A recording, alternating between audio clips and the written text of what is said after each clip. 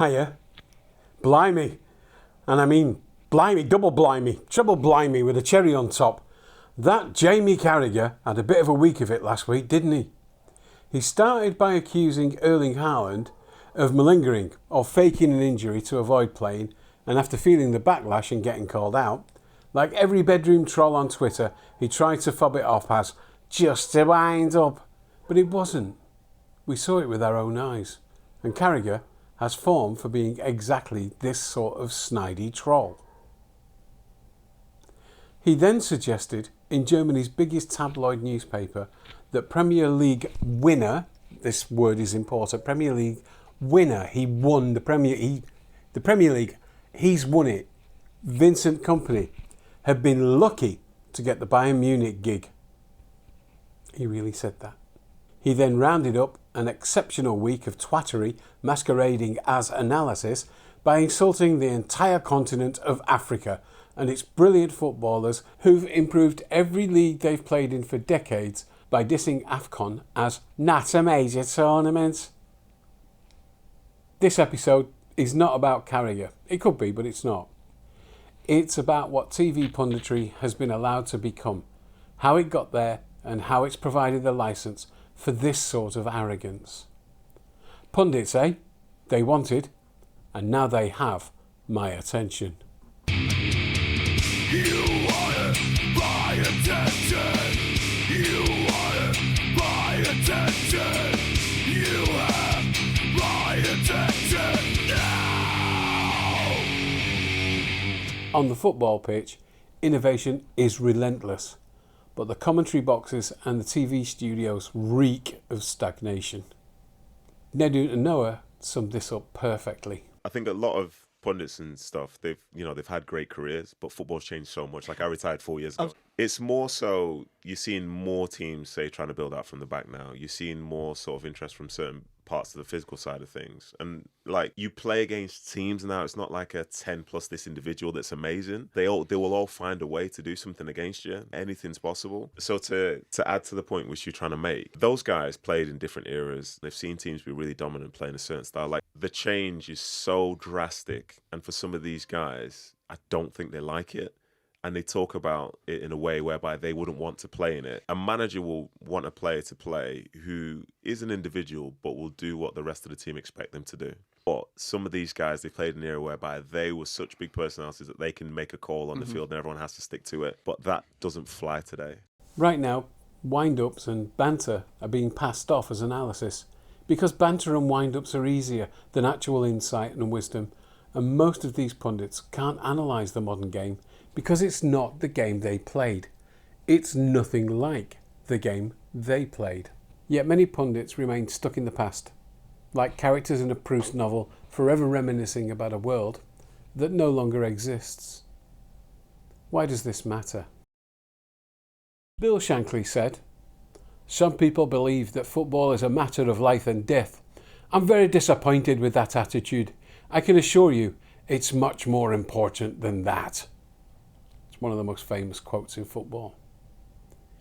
For many fans, it still is that, and those fans deserve more respect and better service than being forced to watch this pound shop Punch and Judy show where each match is treated as a platform for the piss-poor comedy of millionaire ex-players from mostly just 3 clubs: Manchester United, Liverpool and Arsenal. And I genuinely didn't need to name them, did I? And that's the problem right there. You see, I'm not talking about a marginal majority. It's an overwhelming domination. Here's a list of all of them who are working on English language media. You can pause and check it if you like, or you can just believe me. You can even take issue with a few of them and take some of them out, but my point will remain rock solid. For the fans of the 17 other clubs, watching a game on TV now is like standing on a terrace with a drawing pin in your shoe. You kind of know it's there, it prods you from time to time, and at some point it's going to do exactly what you know it will do and send you hopping around the room going fuck, fuck, fuck, and just making up swear words that don't exist or even make grammatical sense. So why do they do this?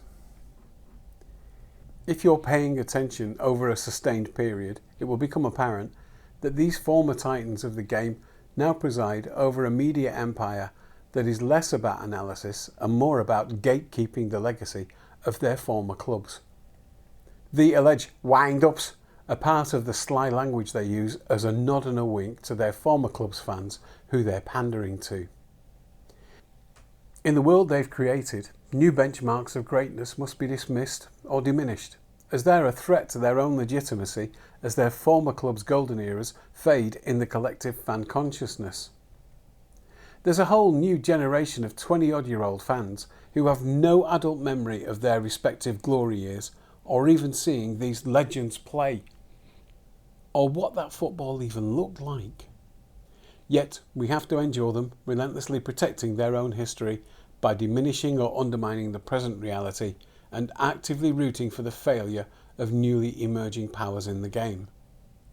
Clubs like Forest, Newcastle, Brentford, Brighton, Bournemouth and Villa are treated in the most patronising manner as plucky upstarts, as the army of former Red Pundits wait impatiently for the return of the old order when their three clubs took turns at the top, and thus their own legacies remained pertinent and credible.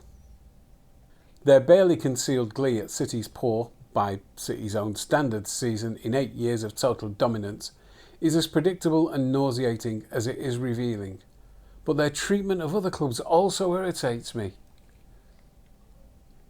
The match is the product and nobody tunes in for the pundits, and nobody, and I mean fucking nobody, from the 17 other clubs wants to hear a former Liverpool, United or Arsenal player before or during a game that Liverpool, Man United or Arsenal are playing in, or a game where they're not directly involved but the outcome affects the fortunes of those three clubs. Isn't it depressing that I even have to say this? It should be obvious, right? Yet it's what they demand of us every week. You know, I expect to be asked to suspend disbelief at the movies. I can believe for the duration that people can fly, magical spells work, and that Jaden Smith can act. But football is real life, and yet I'm being asked to believe that Jamie Carragher or Rio Ferdinand or any of the Red Pundit Mafia are unbiased, serious analysts of the game. Ice biscuits! But this failure isn't just a theoretical one. For the broadcasters, it's a commercial one. Broadcasters, in their obsession with combating illegitimate streaming services, have failed to recognise that the real threat to their business is not the Fire Stick or the IPTV. It's how they package this product. Why would anyone continue to pay for a service that forces them to endure the jaded, barely concealed bias of pundits who often border upon open hostility towards their teams? The broadcaster's problem isn't piracy, it's the pundit mafia. There might be some fans of those three clubs who do want that product, but that's not a viable market, and only a nihilist would continue vexing and alienating the fans of the 17 other clubs every week. Those are the fans who represent domestic commercial viability, and they do have a choice. That choice might not be legit or even legal, but it's not going away. Most fans will happily pay for legitimate coverage, as long as it's not insulting their intelligence by pretending there's no bias and mischaracterising their team's performances and achievements in the most mean-spirited way. How have we got here? Some of this will be cultural and institutional inertia that affects every business. However, Noel Gallagher called something out that I think is quite important a while ago in a throwaway line on TalkSport. Never forgot. I just wonder, because from an outsider looking in, I don't think that the press and the media went as bonkers about City's treble as they did with United. So I don't know for whatever reason that is, but I just, as a football fan looking in, I didn't feel that way. But go on. Well, what I've learned from obviously dealing with the media and a lot of sports media doing things like this is virtually every single producer, producer's assistant, or journalist are either Liverpool, Man United, or Arsenal fans. So I don't I'm not going to No, go down that road. Can I just say that our producer's an Ipswich fan? Yeah, well, he's an idiot. I'm not going to deny that. I'm just telling you he's an Ipswich fan. I'm not going to say I'm not one of those ridiculous City fans who thinks there's an agenda against us. But if it was, if Arsenal would have won the league, you would never have heard the end of it. And rightly so. City have won it 5 out of the last 6 years or whatever. But most producers and editors made their bones when those 3 clubs were dominant. That's where their connections are. That's where their relationships are. And until 12 years ago, it was all they needed. City's sustained success has paralysed that generation of producers and editors, and they still haven't worked out what they're supposed to do in the new reality. So they reject it or attack it. Not just City, but all the emerging clubs of this exciting, maturing new era of football. It is the producers and not the talent who are the power in all sports journalism. They define the narratives. They hire and fire the pundits, and the pundits have to follow their narratives, or they don't get hired again. This next bit is really hard to say. It was hard to write because it's about someone I once adored and would defend with my last breath. But it has to be said, and I hope people take this in the spirit that it's offered. The Red Club Pundit Mafia are demanding obedience to those narratives, and one only has to look at what's happened to City's own club ambassador, Micah Richards, in the last few weeks and months. He's no longer the exciting, breathtaking talent I loved seeing burst onto the scene all those years ago. He's become Big Meeks, a sort of footballing Wincy Willis, engaged for his infectious chuckle and ability to sit there and take any amount of shit from the gurning troll Carragher. Compare and contrast with the brilliant analysis of one of his best friends, Nedun Noah, who won't take that shit from anyone. He's often on the US version of ESPN, with a few has-beens who try to treat him like a Big Meeks. It's painful, and there's a sinister whiff of, they all look the same to me about it. Big Meeks has capitulated to the Red Pundit Mafia. Perhaps he has to keep the gig, I get it. But you can see his dignity, packing its bags and leaving him. The overrepresentation of these 3 red clubs is not just an imbalance, it's an actual monopoly. This monopoly stifles diversity. Where are the voices from clubs like Brighton, Brentford or Villa among others? They get occasional appearances, typically only when they're playing one of the 3 red clubs. Their absence isn't an accident. It's a reflection of a media culture that prioritises the supposed glamour of the alleged big clubs over the ambition, determination and brilliance of these emerging clubs. It also insults their loyal fans, who've endured the pain of failure for so long and are now seeing sunlight for the first time in years. Perhaps it takes a City fan to observe this. Perhaps rising from the 3rd tier and then being the first club to win 4 on the bounce, or score 100 goals, or 100 points. Need I go on? I could. We're the only fan base who've lived through the whole experience of how the media and pundits treat you when you're down and when you're up, if you're not Liverpool, Arsenal or United. We see how new perceived threats to the old order are being treated because they've treated us like this since we became their worst nightmare. We went from being a punchline to one of the biggest clubs in the world, typically at the expense of their former clubs. When any of these pundits' former clubs is playing, objectivity goes out the window, and what remains is little more than propaganda. Propaganda that's designed to keep their former clubs in a position of perpetual perfection and greatness, well beyond their actual achievements over the last 12 years, and in Arsenal's case, 2 decades. Arsenal! So what's to be done? Here's some simple punditry rules I think the fans of 17 other clubs could get behind. And there's only 2. Number 1. No former Liverpool, United or Arsenal players can appear immediately before or during a game featuring their former clubs. Number 2.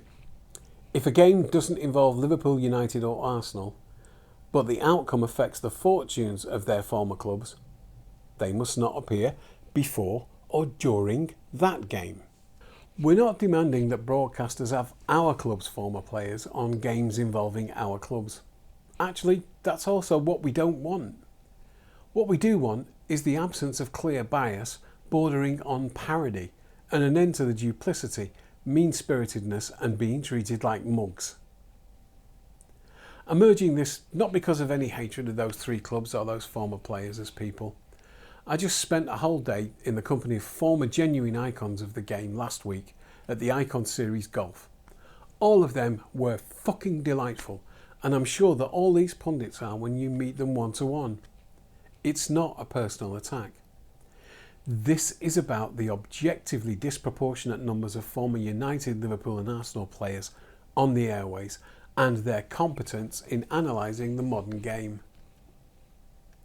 Here's an idea. Producers, if you're so confident that what the punters want is to watch them being biased, bantering each other and just having a laugh, put them on the telly after the games, not before and not during, where we can't avoid them.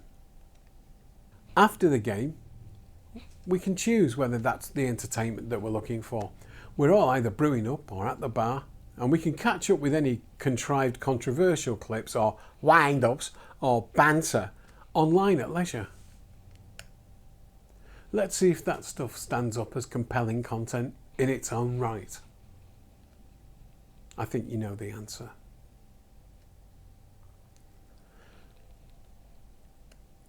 To bring this to a close, football media is at a crossroads. It can continue down this path of complacency, propped up by the same old faces and the same old biases, or it can embrace the future. Football media needs to wake up and smell the coffee. It must shed its reliance on the old guard and make room for new voices, new ideas and new perspectives. Only then can it hope to reflect the beautiful game in all its complexity and diversity. As T.S. Eliot wrote, last year's words belong to last year's language, and next year's words await another voice. Football media, it seems, is still speaking in last year's language. It's time that Man United, Arsenal and Liverpool fans put their big boy pants on and learn to watch the game without their ex-player pundits, commentators and co-commentators settling them in before kick-off and holding their hands during the match and then keeping their blankie handy in case they're shit. Yes, Mickey, Tarquin and Paddy, you can do it! Yay! Alright, that's it for this one. I hope you've enjoyed it. I think it's not just City fans who need to see this one, so please, please, please share it. I'm still trying to get the YouTube channel going. Why am I doing that? Because not everyone's on Twitter, but everyone uses YouTube. So, you know, I just want to get that going. I've no plans on being a shouty influencer. Not my scene. So please give it a share. Please like and subscribe. You know how that goes and all that. So that's it. Ta-ra.